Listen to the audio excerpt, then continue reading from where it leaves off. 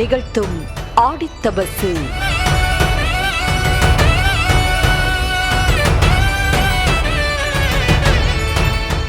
ஆடி மாதம் என்றாலே அது அம்மனுக்கு உகந்த மாதம்தான்.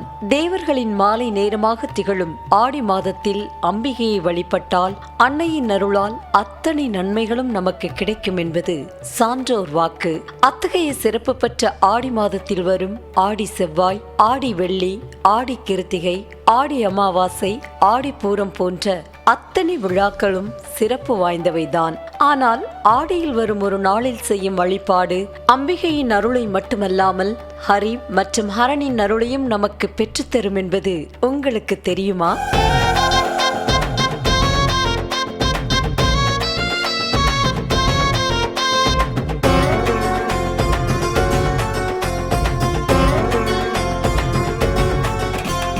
தன் பக்தர்களின் கேள்விக்கு பதிலளிக்க அன்னையே ஊசி முனையில் தவமிருந்து அகிலம் போற்றும் அதிசயத்தை நிகழ்த்திய நாளே ஆடித்தபசு திருநாள். அது என்ன அதிசயம்?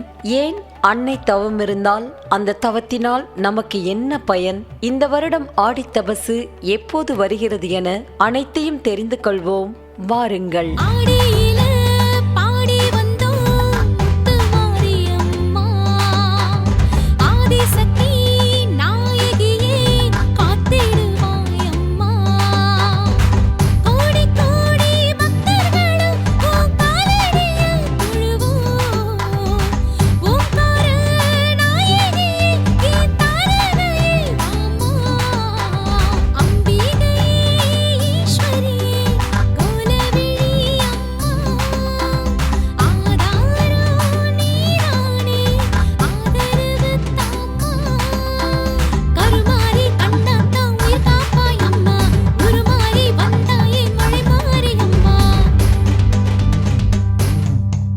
தபசு என்றால் தவம் என்று பொருள்.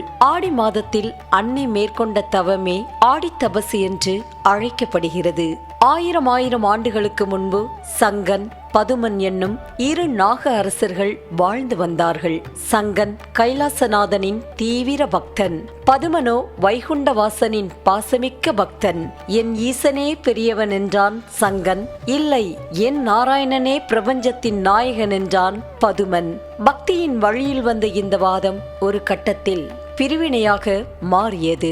தீர்ப்பு தேடி அவர்கள் பிரபஞ்சத்தின் தாயான கோமதி அன்னையின் பாதங்களை அடைகிறார்கள். சிரித்த முகத்தோடு அன்னை சொன்னாள், என் கண்ணின் இரு விழிகளைப் போலத்தான் சிவனும் விஷ்ணுவும் இருவரும் வெவ்வேறானவர்கள் அல்ல, ஒரே பரம்பொருளின் இரு வடிவங்கள். அதை உங்களுக்கு உணர்த்துகிறேன் என்று வாக்களித்தாள். நேரே சிவபெருமானிடம் சென்றாள். அரியும் அரணும் ஒன்றுதான் என்று உலகிற்கு உணர்த்த வேண்டினாள். தாரமே ஆனாலும் தவம் புரிந்தால்தான் வரமளிப்பேன் என்றார் ஈசன். அவரே பொன்னை மரங்கள் நிறைந்த ஒரு பகுதியை தேர்வு செய்து கொடுத்தார். அண்ட சராசங்களுக்கும் அன்னையானவள் தவம் புரிய ஆயத்தமானதும் அவளுடன் தேவ மங்கைகளும் ஆணிரைகளாய் மாறி உடன் வந்தனர். மதி போன்ற முகம் கொண்ட அன்னைக்கோ, அதாவது பசுக்களுடன் தவம் புரிந்ததால் கோமதி என்ற திருநாமம் பெற்றார். ஹரியும் சிவனும் ஒன்று என்ற உன்னதமான உண்மையை உலகிற்கு உணர்த்த ஊசி முனையில் ஒற்றை காலில் தவம் புரிந்தால் அன்னை ஆதிபராசக்தி.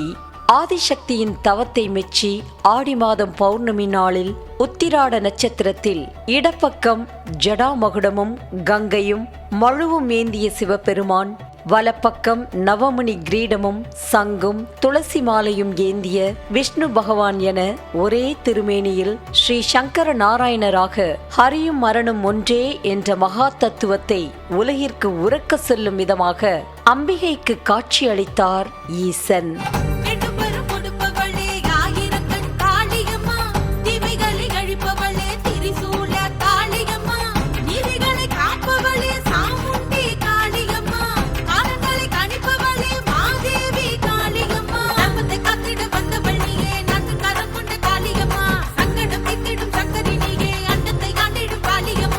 அன்னையின் அருளால் சங்கனுக்கும் பதுமனுக்கும் இக்காட்சி காணும் பாகியம் கிட்டியது. இந்த அற்புத நிகழ்வு நடந்த இடம்தான் தென்காசி மாவட்டம் சங்கரன் கோயில்.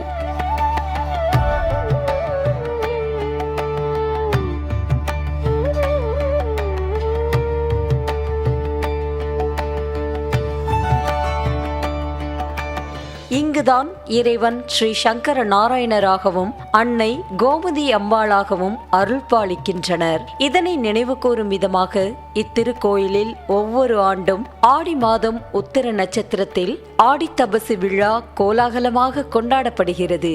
இந்த நன்னாளில் சங்கரன் கோயிலில் நடைபெறும் சில வழிபாடுகள் விசேஷமானவை. அவற்றுள் சிலவற்றை பார்க்கலாம். எங்க குலத்தாயி ஊரெல்லாம் பொங்க வைப்போம், எங்க மக காளி உடுக்கை சத்தம் கேட்கட்டுமே, வேப்பிலையும் ஆடட்டுமே, எங்க குலத்தாயி எங்க மகமாயி. ஆடி சுற்று தாயே, ஊசி முனையில் நின்ற உனக்கு எவ்வளவு கால் வலித்திருக்கும் என்று உருகும் பக்தர்கள் அன்னையின் பாதவழி தீர தங்களால் இயன்ற அளவுக்கு கோயிலை சுற்றி சுற்றி வந்து பிரார்த்தனை செய்கிறார்கள். விளைபொருள் காணிக்கை. அம்பாளின் அருளால் தங்கள் நிலத்தில் விளைந்த மிளகாய், பருத்தி, தானியங்களை சப்பரத்தின் மீது வீசி, தாயே, இந்த தானியங்களைப் போல எங்கள் வாழ்வையும் செழிக்கவை என்று கண்ணீர் மல்க வேண்டுகிறார்கள். துளசியும் திருநீரும். உலகிலேயே வேறு எங்குமே காண முடியாத அதிசயம் இங்கே நடக்கிறது. காலையில் பெருமாளுக்குரிய துளசி தீர்த்தமும் மாலையில் சிவனுக்குரிய திருநீரும் ஒரே பெருமானுக்கு பிரசாதமாக வழங்கப்படுகிறது. இதை உட்கொண்டால் தீராத நோய்களும் தீர்ந்துவிடும் என்பது அனுபவ நம்பிக்கை.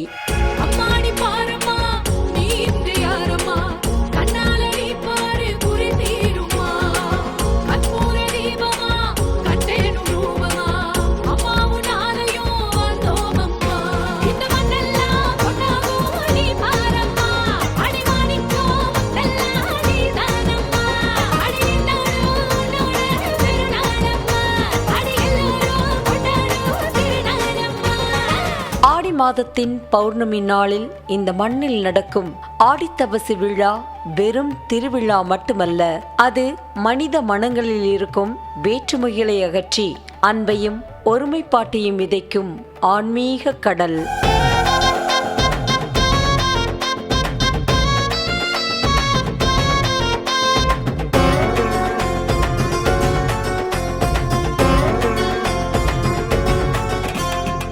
சரி, இந்த ஆடித்தபசு திருநாளில் கோமதி அன்னையை மனதார நினைத்து வழிபட்டால் நமக்கு கிடைக்கும் பாக்கியங்கள் என்ன என்று தெரிந்து கொள்வோம். சங்கன், பதுமன் என்ற நாகங்கள் வழிபட்ட தலம் என்பதால் நாக தோஷங்கள் அனைத்தும் அம்பாளின் பார்வையால் பனி போல விலகும். மேலும் திருமண தடை நீங்க வேண்டும், குழந்தை வரம் வேண்டும், செல்வ செழிப்பு, மன நிம்மதி என எந்த கோரிக்கையை நீங்கள் அம்பிகையிடம் வைத்தாலும் அன்னை நமக்காக அதை அரியிடமும் அரணிடமும் வேண்டி பெறுவாள் என்பது ஆன்றோர் வாக்கு.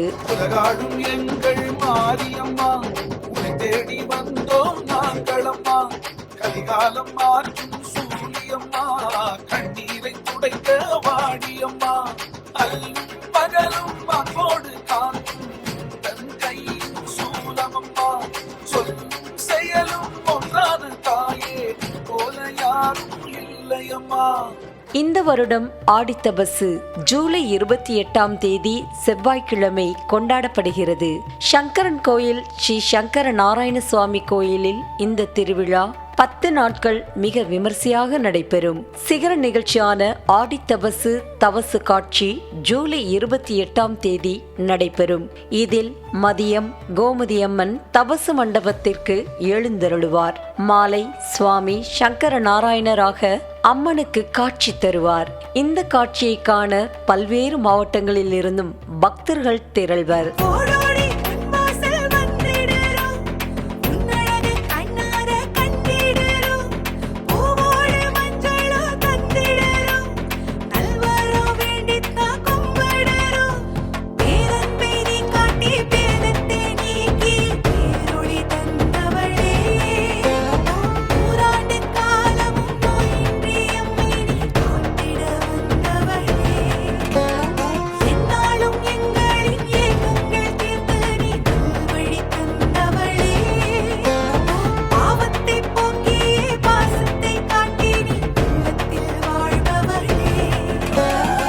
சங்கரன் கோயில் சென்று கோமதி அன்னையை வழிபட இயலாதவர்கள் இந்த ஆடித்தபசு நாளில் தங்கள் வீட்டருகே இருக்கும் சங்கர நாராயண சுவாமி கோயிலுக்கு சென்று வழிபடுங்கள். அல்லது உங்கள் வீட்டிலேயே ஒரு சிறு தீபமேற்றி கோமதி அன்னையை மனதார நினைத்து, தாயே கோமதி, உன்னை நம்பிய கரங்களை ஒருபோதும் கைவிட மாட்டாய் என்ற நம்பிக்கையோடு உன் பாதங்களை சரணடைகிறோம் என்று மனமுருகி வேண்டி உங்கள் கோரிக்கைகளை அவள் முன் வையுங்கள். உங்கள் வாழ்வில் உள்ள தடைகள் அனைத்தும் நீங்கி அமைதியும் செல்வமும் நிலைத்திருக்கும். ஓம் ஆதிசக்தியே போற்றி போற்றி. அதிசயம் நிகழ்த்தும் ஆடித்தபசு.